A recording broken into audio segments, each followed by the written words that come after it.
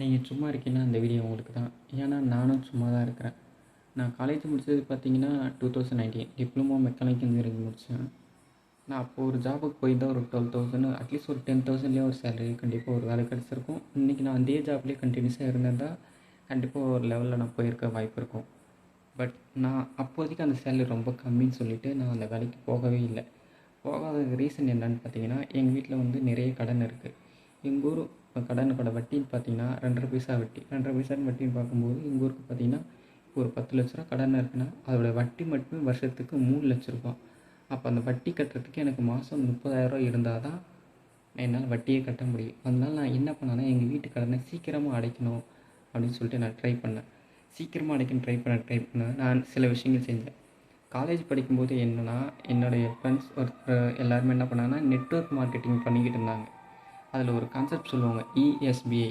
அவங்க சொல்கிற கான்செப்ட் ஒன்றும் சூப்பராக இல்லை, நல்லா தான் இருக்கும். பட் அந்த விஷயத்தில் ஜாபை பற்றி ரொம்ப கீழ்த்தட்டமாக அதை ரொம்ப இறக்கி பேசியிருப்பாங்க. அது என் மைண்டில் வந்து பசுமரத்தை ஆணி போல் ஆழமாக நல்லா பதிஞ்சு போச்சு. அதனாலே நம்ம ஜாபுக்கு போக முடியாது. சொந்தமாக ஏதோ ஒரு விஷயம் பண்ணி கண்டிப்பாக நம்மளும் பெரிய ஆள் ஆகணும் அப்படின்னு சொல்லிட்டு நான் நிறைய விஷயங்கள் ட்ரை பண்ணேன். நான் பண்ண எல்லா விஷயத்துலையுமே எனக்கு தோல்வி தான்.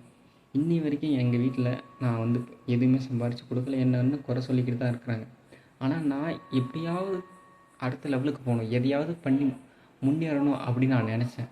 பட் என்னுடைய வாழ்க்கையில் நான் நடந்தது எல்லாமே தோல்வி தோல்வி தோல்வி தான். என்னுடைய எக்ஸ்பீரியன்ஸ் சொல்லப்போனால் பெரிய பெரிய கதையவே சொல்லிக்கிட்டே இருக்கலாம்.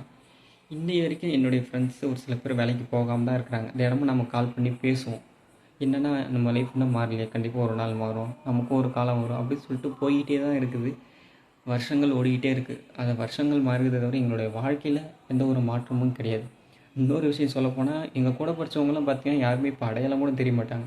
ஆனால் இன்னி வரைக்கும் நான் ஸ்கூல்லேருந்து காலேஜ் முடித்தேன். காலேஜ் முடிச்சதுக்கப்புறம் பார்த்தீங்கன்னா இன்றைக்கி என்னுடைய பழைய ஃபோட்டோவை நீங்கள் பார்த்தாலும் இப்போ பார்த்தாலும் அப்படியே தான் இருப்பேன். வாழ்க்கையிலும் எந்த மாற்றமும் இல்லை, என்னுடைய உடல்லையும் பாடியில் எந்த ஒரு டிரான்ஸ்ஃபார்மேஷன், அதுலேயும் எந்த ஒரு இதுவும் கிடையாது. உண்மையை சொல்லப்போனால் இந்த வருஷத்தில் தான் நான் 50 kg தொட்டனே. இது வரைக்கும் நான் என்னுடைய வெயிட்டு பார்த்திங்கன்னா 44, 46. இதுதான் தடவை என்னுடைய வெயிட் வந்து 50 கிலோ தொட்டிருக்கு. நிறைய விஷயங்கள் என்ன நம்ம பார்ப்போம். இந்த வீடியோ பிடிச்சிருந்தால் லைக் பண்ணுங்கள், மறக்காமல் கமெண்ட் பண்ணுங்கள். என்னுடைய அனுபவங்கள், என்னுடைய லைஃப்பில் நடந்த நிறைய ஒரு சில இன்ட்ரெஸ்டிங்கான ஸ்டோரிலாம் இருக்குது, கஷ்டமான ஸ்டோரி, நிறைய ஸ்டோரிகள் இருக்குது. பார்ப்போம். தேங்க்யூ.